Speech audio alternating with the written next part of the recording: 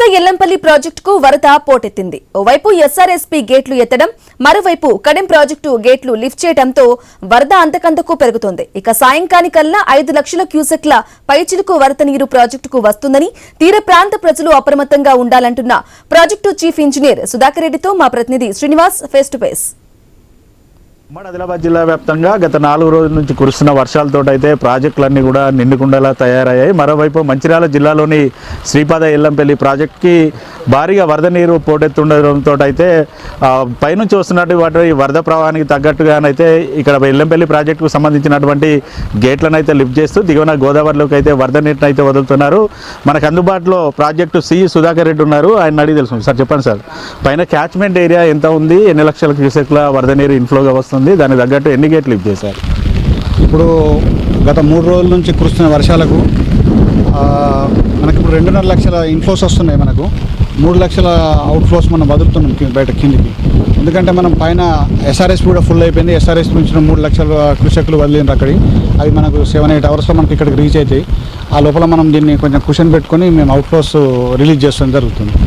దాదాపు ఇటు ఎస్ఆర్ఎఫ్సి 39 గేట్లు అయితే లిఫ్ట్ చేశారు. ఎల్లంపల్లికి సంబంధించి ఎన్ని గేట్లు లిఫ్ట్ చేసి కిందికి వరద నీటి ఇక్కడ 35 గేట్లు ఓపెన్ చేసి రిలీజ్ చేస్తున్నాం. వాళ్ళు 35 గేట్స్.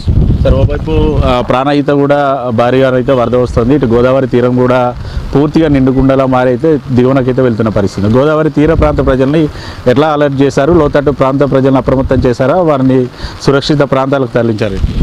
అంటే ఇక్కడ సురక్షిత ప్రాంతాలకు తరలించేంత సిచ్యువేషన్ అయితే రాలేదు. బట్ అది ఎక్కడెక్కడైతే వల్నరబుల్ పాయింట్స్ ఉన్నాయో అన్ని ఐడెంటిఫై చేయడం జరిగింది.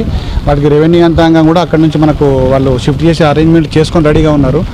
మనకు ఇప్పటివరకు అయితే 3 లక్షలు దాటలేదు. బట్ సాయంత్రం వరకు 5 లక్షల నుంచి 6 లక్షల క్యూసెక్ల వరకు పోవడం జరుగుతుంది కనుక 5 లక్షల వరకు అయితే ఏం ప్రాబ్లమ్స్ ఏమి ఉండవు. ఇక్కడ నిర్మల్కు సంబంధించి కడెం ప్రాజెక్టు కూడా ఉదయం నుంచి ఇప్పటి వరకు కూడా గేట్లు అయితే పెంచుతూ ఉన్నారు. మళ్ళీ వరద ప్రవాహం కడెంకి వస్తున్న నేపథ్యంలో గేట్లను ఇంకెక్కువ మొత్తంలో రిలీజ్ చేసే అవకాశం ఉంది.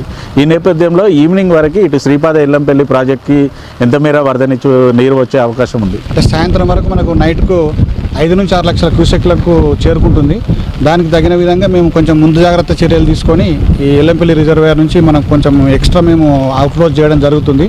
అవి వచ్చినప్పుడు కూడా మనం ఎటువంటి ఇబ్బందులు లేకుండా మేము దాన్ని ఫ్లడ్ మేనేజ్మెంట్ చేసుకుంటాం. ఎల్లంపల్లి ప్రాజెక్ట్ నుంచి అంతరం సంబంధించినటువంటి ప్రజలు కావచ్చు, మంచిర్యాల జిల్లా వాసులు కూడా ఇటు ప్రయాణాలు అయితే కొనసాగిస్తూ ఉంటారు. ఓవైపు ఫ్లడ్ ఎక్కువ ఉంది. ఈ నేపథ్యంలో రాకపోకలకు ఏమైనా అంతరాయం ఏర్పడుతుందా? నిలిపివేశారా లేదనుకుంటే కొనసాగుతున్నాయి?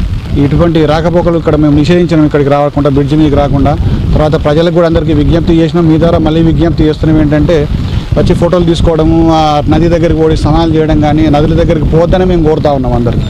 ఎల్లంపల్లి ప్రాజెక్టుకి అయితే ఇటు వరద నీరు అయితే వచ్చి చేరుతుంది. ఈ నేపథ్యంలో పూర్తిగా భారీగా ఇటు ఎస్ఆర్ఎస్పీ నుంచితో పాటు కడెం గేట్లు లిఫ్ట్ చేయడంతో అయితే వరద నీరు వస్తున్న నేపథ్యంలో ప్రస్తుతానికి 35 గేట్లను అయితే ఎల్లంపల్లికి సంబంధించిన గేట్లను లిఫ్ట్ చేసి 3,40,000 క్యూసెక్ల వరద నీరును అయితే గోదావరిలోకి వదిలారు. ఈరోజు సాయంత్రం వరకు కూడా 10 లక్షల నుంచి 7 లక్షల మేర వరద ప్రవాహం వచ్చే అవకాశం ఉంది. ఖచ్చితంగా గోదావరి తీర ప్రాంత ప్రజలు అలర్ట్గా ఉండాలంటూ కూడా సిఈ చెప్తున్న పరిస్థితి.